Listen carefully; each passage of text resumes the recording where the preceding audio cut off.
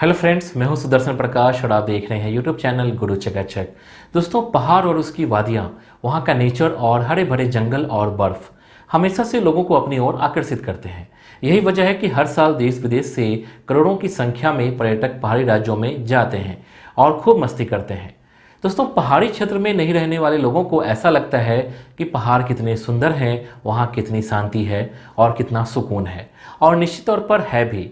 लेकिन कहते हैं ना कि हर जगह की अपनी अलग ही समस्या होती है। पहाड़ी क्षेत्रों के साथ भी अपनी अलग ही समस्या है, जिसे समतल इलाकों में रहने वाले लोग नहीं जानते हैं। एक ऐसी ही समस्या आ गई है, या फिर यह कहें कि पहाड़ी क्षेत्र का एक छोटा सा शहर ऐसा है जिसके अस्तित्व पर ही खतरा मंडराने लगा है। दरअसल यह शहर है उत्तराखंड का जोशीमठ, जो फिलहाल एक ऐसे संकट से घिर गया है जिसने इस शहर में रहने वाले लोगों को यहाँ से अपने घर बार छोड़कर पलायन करने पर मजबूर कर दिया।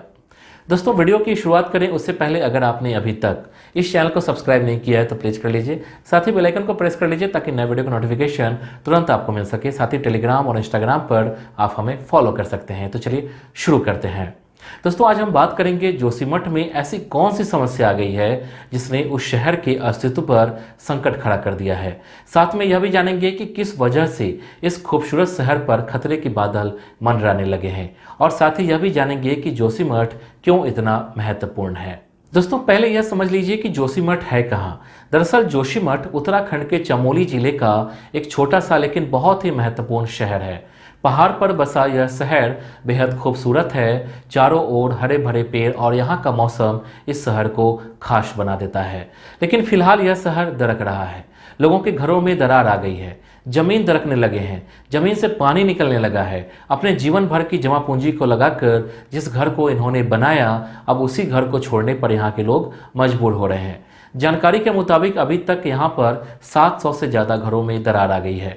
और दरार कोई छोटी मोटी नहीं है, बल्कि इतना बड़ा दरार है कि कभी भी वह टूटकर गिर सकता है।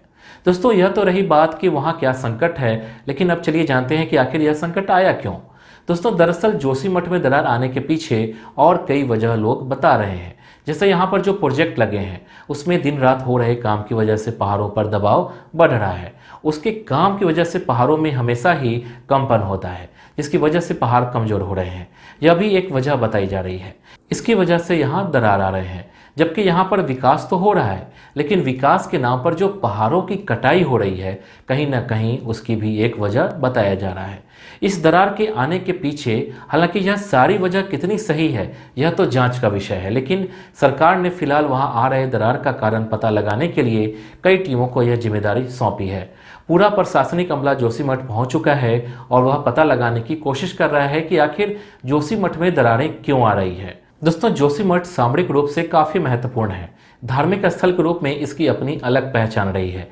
यही नहीं, साथ ही चीन सीमा के पास स्थित होने के कारण इसका अलग महत्व हो जाता है। आज जब जोशीमठ पर संकट गहराया हुआ है तो प्रधानमंत्री कार्यालय से लेकर मुख्यमंत्री पुष्कर सिंह धामी तक स्थिति की समीक्षा में जुटे हुए हैं। जोशीमठ को बचाने के लिए कवायद शुरू कर दी गई है। जोशीमठ बद्रीनाथ, हेमकुंड साहिब जैसे प्रसिद्ध तीर्थ स्थल और अंतर्राष्ट्रीय स्कीइंग के लिए प्रसिद्ध औली का प्रवेश द्वार माना जाता है। शहर आपदा का दंश झेल रहा है। घरों, सड़क से लेकर खेतों तक बड़ी बड़ी दरारें आ रही हैं। सैकड़ों लोग बेघर हो गए हैं। हजारों लोग विस्थापन का दंश झेलने को मजबूर हैं। दरअसल चमोली जिले में जोशीमठ और बद्रीनाथ धाम है। बद्रीनाथ धाम जाने के लिए जोशीमठ का ही रास्ता पकड़ना पड़ता है। हर साल लाखों श्रद्धालु बद्रीनाथ धाम का दर्शन करने जाते हैं। दोस्तों, जोशीमठ की स्थापना आदि गुरु शंकराचार्य ने की थी। आदि शंकराचार्य ने द्वारका, पुरी और श्रृंगेरी के साथ जोशीमठ को स्थापित किया था। पहले इसका नाम ज्योतिर्मठ था। मान्यता है कि आदि शंकराचार्य ने बचपन में कल्प वृक्ष के नीचे तप किया था। इसके बाद देश के चारों कोनों में मठों की स्थापना की गई। जोशीमठ में कई अन्य मंदिर प्रसिद्ध हैं। भगवान नरसिम्हा का मंदिर यहाँ अवस्थित है। यहाँ कल्प वृक्ष भी है। इसे 1200 साल पुराना माना जाता है।